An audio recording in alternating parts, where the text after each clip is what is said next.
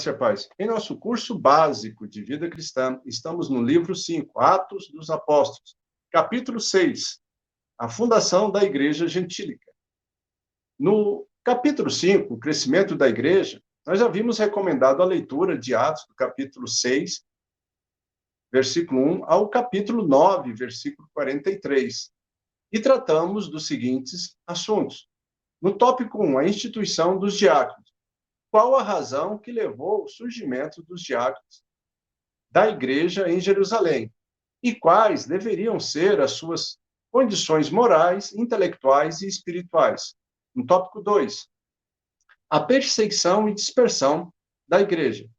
Qual foi o resultado da perseguição e dispersão da igreja? E em quais circunstâncias se deu a conversão de Saulo? E hoje, no capítulo 6, tópico 1, a conversão de Cornélio.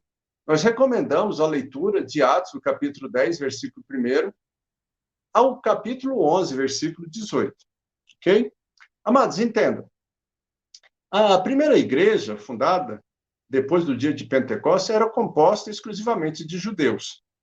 De fato, durante muitos anos, nenhuma tentativa foi feita no sentido de evangelizar os gentios.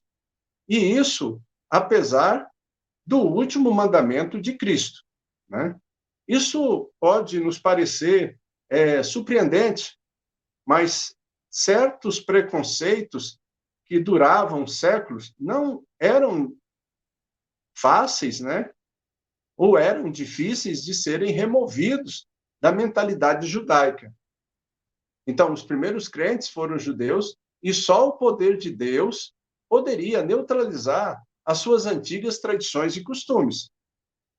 Então, enquanto Pedro estava em Jope, os eventos estavam sendo encaminhados para uma nova etapa na sua carreira missionária, enquanto Deus fazia os preparativos para a entrada dos gentios na igreja. Cornélio foi o primeiro gentio no plano de Deus a receber a mensagem do evangelho. Tratava-se de um oficial do exército romano em Cesareia. Ele, um gentio, temente a Deus, por suas práticas religiosas ligadas aos judeus.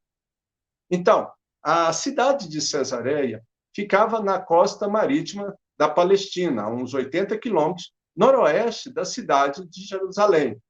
Era a capital romana da Palestina. Ok? Então, ali residia o governador romano. Em Cesareia ficava também o comando geral militar da província. A corte a qual Cornélio era centurião. E, segundo se pensa, também era a guarda do próprio governador. Né? Depois do governador, Cornélio deve ter sido um dos homens mais importantes e mais conhecidos da região. Mas qual foi o plano de Deus? 2 sonhos levaram ao encontro decisivo, ok? Em primeiro lugar, Cornélio recebeu de Deus uma intimação divina, no sentido de convocar Pedro para visitá-lo.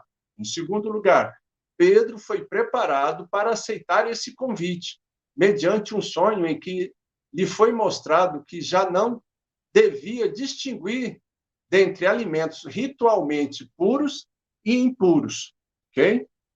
E Lucas descreve Cornélio com palavras elogiosas. Homem devoto, temente a Deus, ele e toda a sua casa. Dava esmolas, era homem de oração. E foi num desses momentos de oração em que um anjo do Senhor, em visão, disse-lhe que as suas orações, bem como os seus atos de caridade, estavam registrados na memória de Deus. Na ocasião, Cornélio foi instruído a enviar mensageiros a Jope, onde se encontrava Pedro. Este teria a palavra certa que o conduziria à salvação, que ele tanto ansiava. Okay? Então, Cornélio obedeceu a ordem e mandou um grupo de 3 mensageiros, 2 empregados e uma ordenança militar. Amados, esses 3, que também compartilhavam da sua fé e, por ter esse princípio no coração, poderia explicar com simpatia a situação diante de Pedro, né? Enquanto isso, Deus também preparava igualmente a Pedro para aquele encontro histórico. O fato de Pedro estar orando indica que estava em condições para receber uma mensagem divina. Aliás, Lucas frequentemente enfatizava que Deus falava para as pessoas enquanto estas oravam, né? Ou estavam orando. E em Atos, ali no capítulo 10, do versículo 9 ao 16, Pedro não conseguiria ou não conseguira entender a visão que Deus lhe dera naquela ocasião. Senão, quando os mensageiros de Cornélio chegaram à porta da casa onde estava hospedado. E estes lhe contaram a respeito da missão por eles empreendida e de como um anjo do Senhor orientara a Cornélio para enviá-los, né? Então, sem dúvida, Pedro teria negado a atender ao chamado de um gentil ou do gentil Cornélio, se não fosse a visão especial recebida da parte do Senhor. Seu exclusivismo ali religioso tê-lo-ia impedido, mas obedecendo à orientação divina, ele foi à casa de Cornélio. Pregou a palavra em resposta à mesma, não apenas Cornélio, mas também toda a sua família e grande parte dos seus amigos convidados foram convertidos e cheios ali do Espírito Santo. Então, na casa de Cornélio, repetiu-se a experiência do dia de Pentecostes. Desta vez, visando, né, aos gentios particularmente, né, da mesma maneira que aconteceu com os judeus. Amém? Assim, Cornélio e a sua família foram aceitos como membros da igreja. Em Atos, no capítulo 10, versículo 47 e 48, nós temos: porventura pode alguém recusar a água para que não sejam batizados estes, assim como nós recebemos o Espírito Santo? Que é assim como nós recebemos o Espírito Santo? E ordenou que fossem batizados em nome de Jesus Cristo. Então, lhes pediram que permanecesse com eles por alguns dias, sendo este, amado, a primícia para Deus do mundo gentil, ok? Isso deve ter acontecido ali por volta uns 5 ou uns 10 anos depois da fundação da igreja em Jerusalém. Talvez lá pelos anos de 40 depois de Cristo. Não há dúvida de que isso muito contribuiu para a fundação da igreja de Antioquia. Lá em Atos, no capítulo 11, versículo 20, diz: alguns deles, porém, eram de Chipre e de Cirene, e foram até Antioquia. Falavam também aos gregos, anunciavam-lhe o evangelho do Senhor Jesus. Né? Lemos que os que eram da circuncisão, lá em Atos, no capítulo 11, versículo 2, procuravam contender com Pedro, querendo que Pedro justificasse o porquê dele ter praticado tal coisa. Novamente nós voltamos, amado. Observe, os judeus estavam prontos a se ligarem, a receberem os gentios, mas só aqueles que estivessem circuncidados. Nunca, em hipótese alguma, se ligariam com incircuncisos.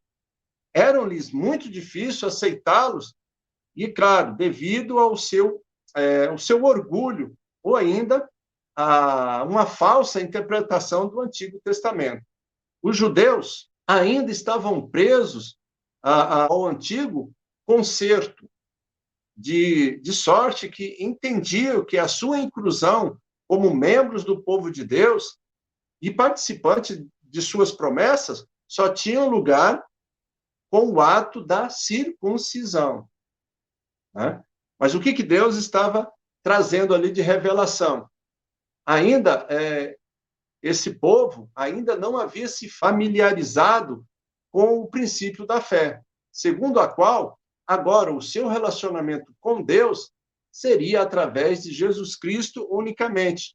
Então estavam presos à lei, ok? Então, efetivamente, para os judeus, agradar a Deus significava guardar a lei, um antigo concerto.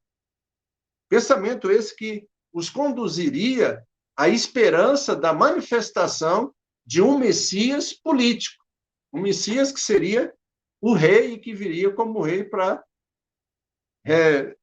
trazer a ascensão novamente dos judeus.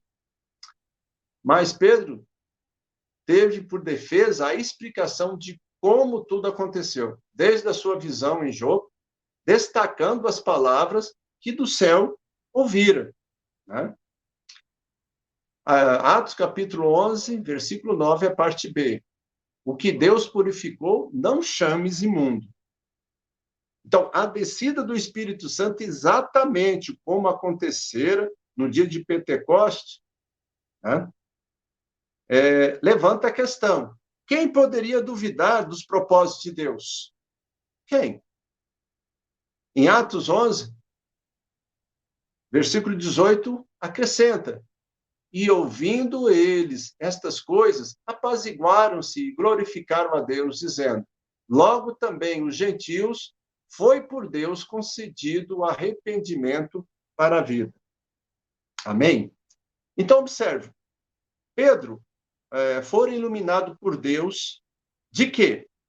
Primeiro, chegar a hora dos gentios ingressarem na igreja de Deus. Né? Atos capítulo 10, versículo 20. Levanta-te, pois, desce e vai com eles, nada duvidando, porque eu os enviei. Segundo, mediante a obra de Cristo, chegara o momento de não mais haver distinção, separação entre judeus e gentios. Atos capítulo 10, versículo 28. A quem se dirigiu, dizendo: vós bem sabeis que é proibido a um judeu ajuntar-se ou mesmo aproximar-se de alguém de outra raça. Mas Deus me demonstrou que a nenhum homem considerasse comum ou imundo. Terceiro, era da vontade de Deus que judeus crentes entrassem nos lares dos gentios, para com eles terem plena comunhão, inclusive participando da refeição em comum. Atos 10, 17. Enquanto Pedro estava perplexo sobre qual seria o significado da visão, eis que os homens enviados da parte de Cornélio, tendo perguntado pela casa de Simão, pararam junto à porta. Quarto, as leis mosaicas com respeito à alimentação haviam sido abolidas, bem como as demais leis que criavam barreira entre judeus e os gentios.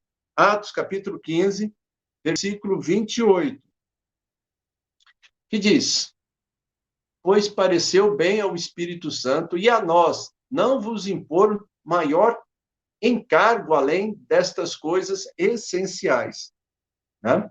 E em Efésios, no capítulo 2, do versículo 13 ao 16, diz: mas agora, em Cristo Jesus, vós que antes estáveis longe, foste aproximados pelo sangue de Cristo, porque ele é a nossa paz, o qual em ambos fez um.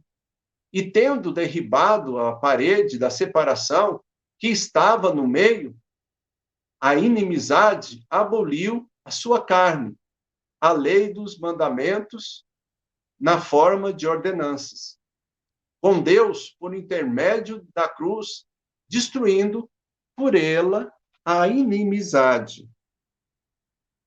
Então, novamente, nós trazemos a lembrança da ação de Pedro no dia de Pentecostes. Há uma grande multidão que, extasiada, se prostrava diante do cenáculo, na manhã do dia de Pentecostes.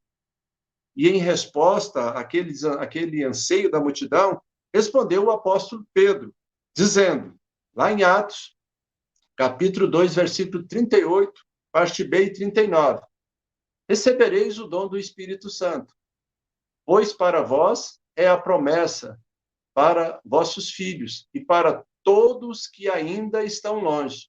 Isso é, para todos quanto o Senhor, nosso Deus, chamar.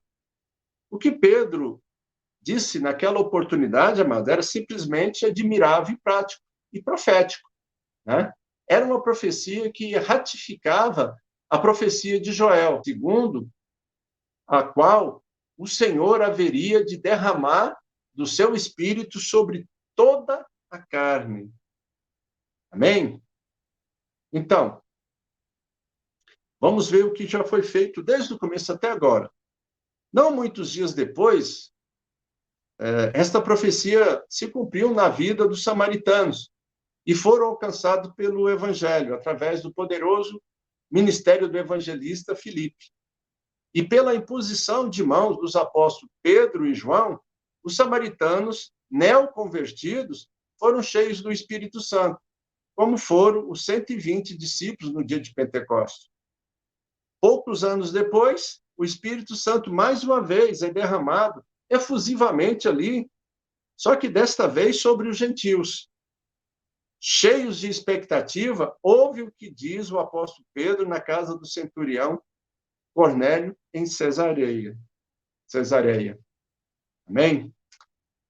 E lá em Atos, no capítulo 10, versículo 44 e 45, nós temos, ainda Pedro falava estas coisas, quando caiu o Espírito Santo sobre todos os que ouviram a palavra. E os fiéis que eram da circuncisão, que vieram com Pedro, admiraram-se, porque também sobre o gentil foi derramado, os gentios, foi derramado o dom do Espírito Santo. Observa, amados, Pedro não teve tempo de chegar ao fim do seu sermão e nem de fazer um apelo para que os presentes aceitassem Jesus como seu Salvador, né? Porque mal tinha chegado as palavras até Pedro, eles já foram tomados pelo Espírito Santo, né? Atos 10, 43, a parte B.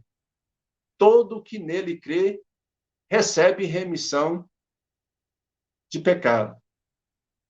Então, todos os ouvintes, com fome espiritual, creram de todo o coração. O resultado foi que seus corações foram purificados pela fé e foram batizados com o Espírito Santo. Então, esse derramamento do Espírito Santo marcou o nascimento da igreja entre os gentios. É indiscutível a providência divina no tocante àqueles 6 homens que da Judéia acompanharam Pedro até Cesareia. Aquilo que podemos chamar de prudência da parte de Pedro, ele o fez movido pela orientação e pela direção do Senhor. Por quê? Porque seriam as testemunhas oculares de tudo que iria acontecer na casa de Cornélio. Ok? E para nós encerrarmos essa aula de hoje, foram, pois, estes homens, segundo Atos, capítulo 10, versículo 45, parte B, e 46, a parte A, que maravilharam-se de que o dom do Espírito Santo se derramasse também sobre os gentios, porque os ouviram falar línguas e magnificar a Deus. Amém? Então, observe aqui, amados. No tocante em apreço à conversão e o recebimento do Espírito Santo, foram simultâneos. Talvez poderíamos explicar, a explicação parece ser que, se os gentios tivessem somente crido e recebido o perdão da parte de Deus, sem nada mais acontecer, né, os crentes judeus não teriam crido no testemunho deles e não lhe concederiam o batismo em água. Não havia, porém, nenhuma maneira de negar a prova da manifestação do falar noutras línguas. A conjugação, pois, comprova que entre os crentes primitivos havia uma relação inabalável entre receber o Espírito Santo e falar em línguas. Seria, assim, algo como confirmação do batismo com o Espírito Santo. Amém? Então, tem essa concepção. Amados, então nós encerramos o tópico 1 por aqui. Na próxima aula, no tópico 2, perseguição e dispersão da igreja. Recomendamos aí a leitura de Atos, do capítulo 11, versículo 19, ao capítulo 12, versículo 25. Ok? E vamos responder as seguintes questões. Qual o nome da primeira grande cidade do Império Romano, alcançado pelos discípulos, que fugiam da perseguição em Jerusalém? Segundo, qual o propósito da perseguição de Herodes contra os discípulos? Terceiro, em quais circunstâncias se deu a morte do rei Herodes Agripa I? Amém? Então, amados, mais uma vez nós pedimos aí a todos, as pessoas que participam conosco dessas aulas e do canal, que deixe aí o seu like, né? Que faça o seu comentário. Se você tem alguma dúvida, deixe aí o seu questionamento para que nós estejamos ali respondendo as suas dúvidas. Né? Vamos juntos crescer em conhecimento e graça, porque o nosso objetivo com esse curso básico, que o nome já diz, é básico, é que nós tenhamos condição de dar a razão da nossa fé e pregar o evangelho a todas as pessoas que estão do nosso lado, né? Parentes, amigos, colegas de trabalho, e juntos fazer um estudo e crescermos juntos, e que as outras pessoas também tenham a oportunidade de conhecer o grande amor de Deus. Que Deus abençoe os irmãos e até a próxima aula, em nome de Jesus.